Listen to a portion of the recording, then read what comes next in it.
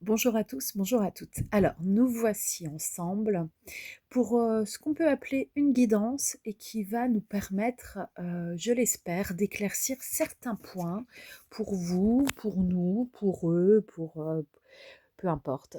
En fait, de toute façon, il y a tellement de liens entre les humains que la fonction miroir, dès qu'elle a mis en exergue une prise de conscience, c'est comme une déflagration dans le ciel, un soir d'orage, cela s'étend. Alors, nous allons démarrer avec un jeu. Euh, alors, évidemment, les cartes, je les prends au fur et à mesure que ma main se sent appelée par une carte. Et puis, nous verrons bien ce que cela nous donne. Ici, nous avons la notion de l'ennemi. L'ennemi masculin, féminin, avec le chiffre 9, donc fin de cycle. L'ennemi est à l'envers. Donc quelque part, là déjà, on est en train de nous dire que l'inimitié, la difficulté relationnelle, c'est terminé.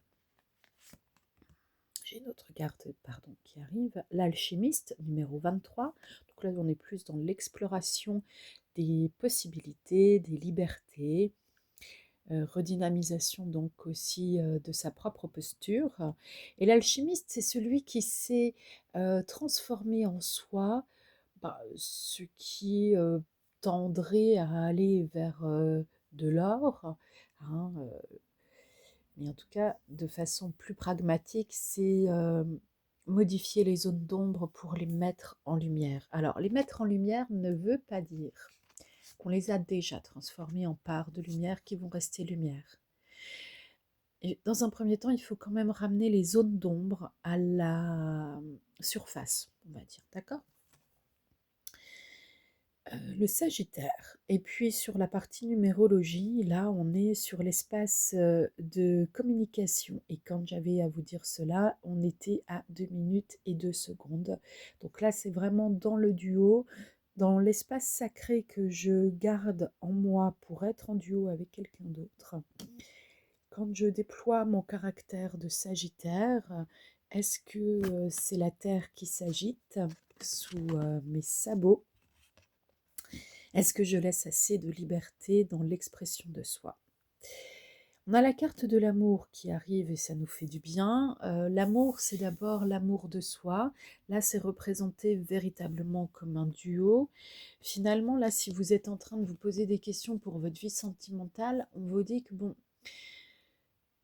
dans l'exploration des frontières, des libertés, des barrières, des individualités, vous avez déjà fait un sacré tour dans l'existence.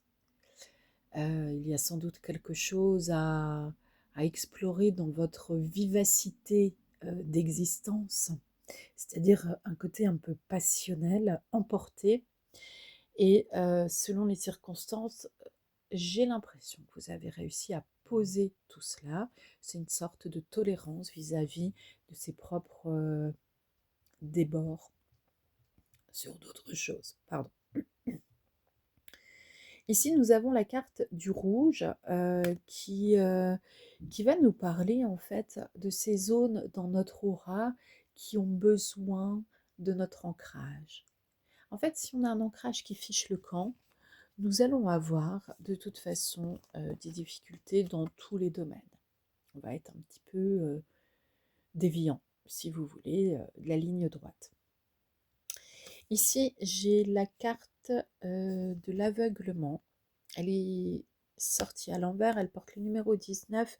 Numéro 19, c'est 1 et 9, 10. 10, c'est 1 et 0, ça nous fait 1, c'est le renouveau. Là, j'ai la carte des Gémeaux. Numéro 33, le 6, on est plutôt sur la notion de l'amour. Le Gémeaux, lui, dans l'amour, il peut être extrêmement séducteur parce qu'il a d'abord besoin d'attirer dans sa toile et il peut ensuite développer une autre personnalité qui risque de ne pas convenir.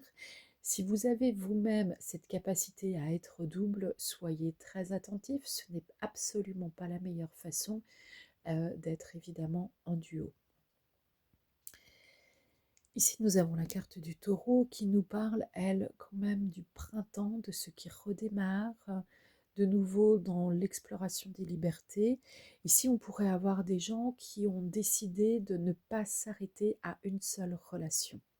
Cela veut dire, j'étais dans une relation qui ne fonctionnait pas, elle s'arrête, eh bien j'aurai autre chose et je vais chercher autre chose. Ça peut aussi vouloir dire, je suis dans une relation et quel que soit l'état de cette relation sentimentale, je vais explorer le monde et chercher autre chose. Là, évidemment, puisqu'on avait la carte de l'amour, euh, on peut vous demander de vous recentrer sur une chose simple, simplissime. Où est le respect dans ce que vous produisez, dans vos attentes et vos histoires vis-à-vis du duo sentimental? Est-ce que vous avez compris que pour vous-même, la notion et la définition du duo sentimental, être en couple à deux, c'est révolu?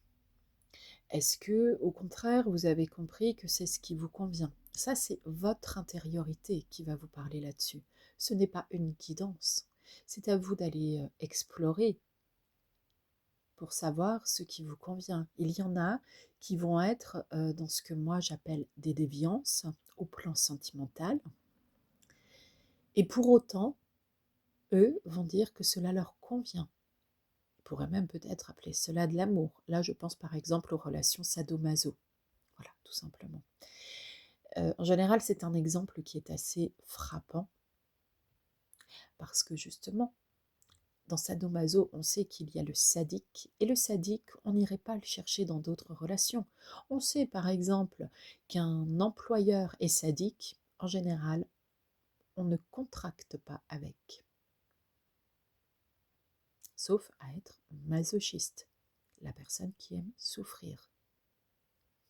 La personne qui aime souffrir a un fonctionnement interne qui lui rappelle qu'elle a choisi d'être le souffre-douleur et que c'est comme cela qu'elle existe.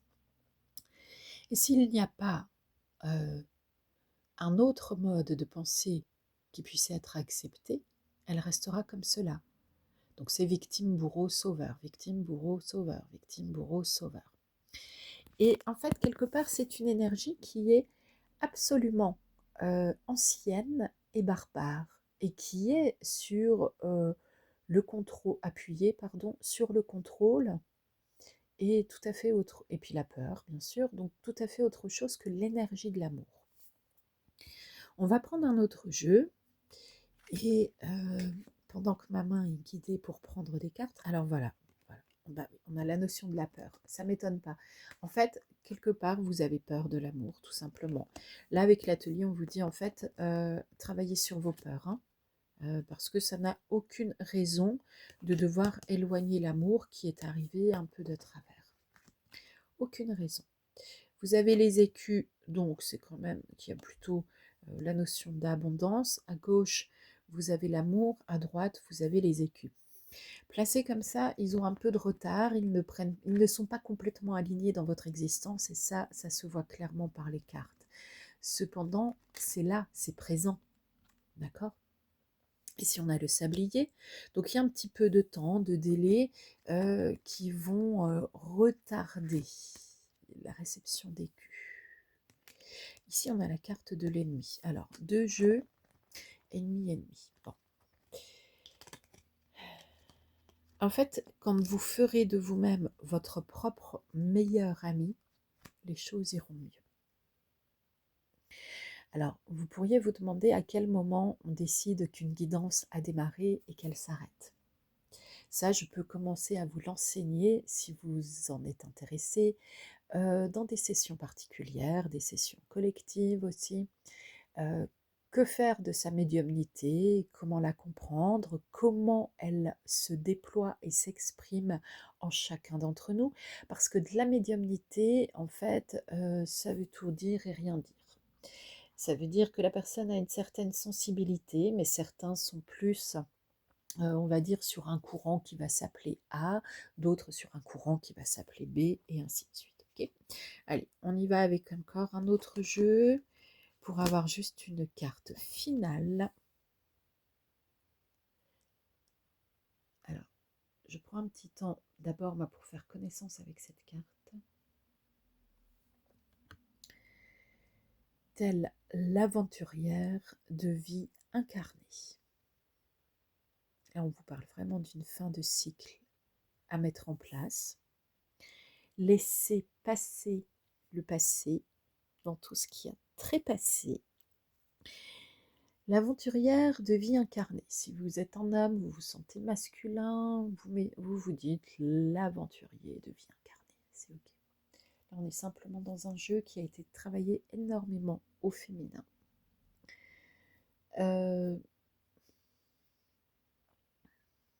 côté aventurier va reproduire tout ce qu'on a déjà pu dire avec la numérologie pour le chiffre 5, l'exploration des libertés, avec le côté sagittaire qui est déjà ressorti dans d'autres cartes, avec quelques mots que j'ai pu employer et qui parlaient de ces cartes, mais qui parlaient aussi de l'énergie qui nous a apporté les cartes que nous avons là devant nous. La vie incarnée, c'est bien ce pourquoi vous êtes là en ce moment. Alors on peut rêver, on peut idéaliser, on peut penser, on peut songer, on peut espérer, etc. Et là, vous comprenez bien que je suis dans un champ sémantique qui tourne autour de la pensée, et la pensée n'est pas forcément ancrée tout le temps sur Terre pour être rendue concrète. Par exemple, le philosophe, quand il expose sa pensée dans un manifeste, n'a pas en général le même rendu concret qu'un chef cuisinier pourrait le faire avec son propre bouquin de recettes, qu'il a forcément testé, enfin on espère. Ici, dans l'alchimie qui est nécessaire entre pensée et concret, entre rêve et réalité, et ainsi de suite, on retrouve la notion du duo. Et puis, la notion basique du duo de l'être humain, c'est est-ce que je suis sur Terre pour comprendre cette vie incarnée dans une chair? Est-ce que mon esprit qui a pris chair, et là c'est à vous de l'entendre comme vous le souhaitez, est-ce que mon esprit qui a pris chair est capable de manifester l'amour? Parce que c'est toujours ça la grande question de notre propre équilibre. À bientôt.